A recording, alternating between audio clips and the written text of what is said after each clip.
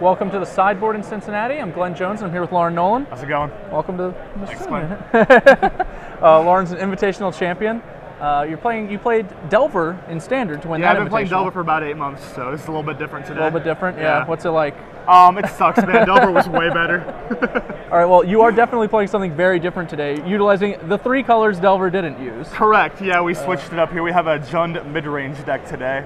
It's like a base green deck splashing red and black for removal and Olivia. I think I told you before, I define your deck definitely as like a Farseek deck. Like it seems very reliant on the card and it manipulates the new shock lands to like pretty good use. Yeah, it's a fixer and a ram spell. My 3 drops are sort of weak, so playing a 4-drop on 3 is very good in this deck.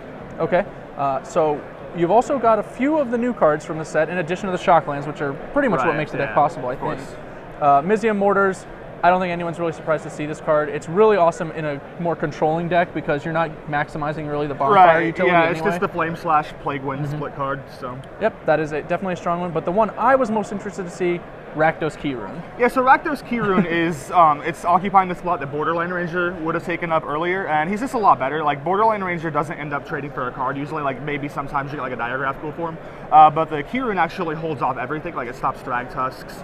It lets you play a more green-based mana base, and because it taps for red or black. Yeah. So it's just way better than Borderline Ranger is. I've been very impressed by it. What matchups are you attacking with it the most, do you think?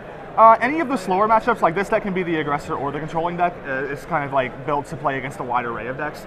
So, I mean, this depends on what role you're playing in the matchup. Sure. Like against zombies and humans, you're blocking. Against a controlling slower decks, you're attacking. Do you find yourself relying on it for defense a lot?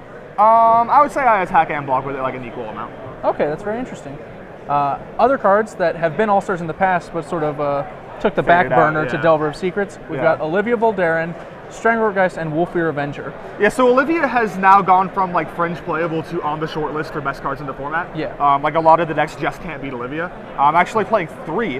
The fact that she's legendary doesn't come up because if you untap with her, you just win anyway. Like you're not looking to play another 3/3 flyer. Sure. So yeah, there's a lot of decks that just are cold to Olivia. She's not the best against zombies, but you know, like even though zombies is probably the most popular deck here, it's not even like 30% of the field. So you want to have against the other 70%, she's just unbeatable. Wow. That is a powerful Yeah, she's I mean, you can't Phantasmal Imager anymore. A lot of the removal doesn't hit her. I mean, like Mizium Mortars hits her, but the new Go for the Throat doesn't. Pillar of Flame doesn't. Yeah, ultimate price, right? Yeah. So your deck is obviously 3 colors, and it seems like Wolfir Avenger and Stranglegeist might be a little mana intensive for you. Yeah, like I said, we're base green. This Wolfir guy was actually Nighthawk up until a couple days ago because the mana just didn't work out. Okay. Most of the lands are green, so the Geist and the Avenger don't end up being that hard to cast. And I think Avenger's back in a spot where people don't see it coming, so it gets a lot of value.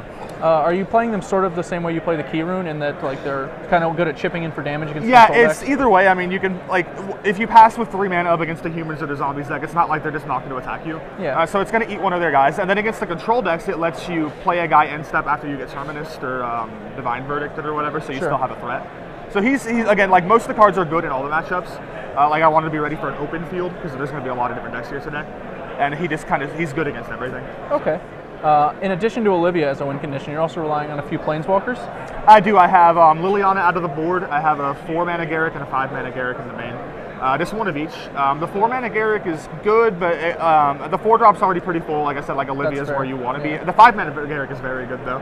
Like I drew 5 cards. I had Olivia out my last game with 2 counters, drew 5 off of her. So yeah, the big Garruk's always very good. You never want to draw multiples, though, so there's only the one. Sure, okay. Well, we've got round 2 coming up real soon. Did you win your first round? I did. Appetite for Brains, his only threat. It was nice. Appetite for Brains. Well, we're definitely seeing a lot of more interesting cards in this standard format, I would say.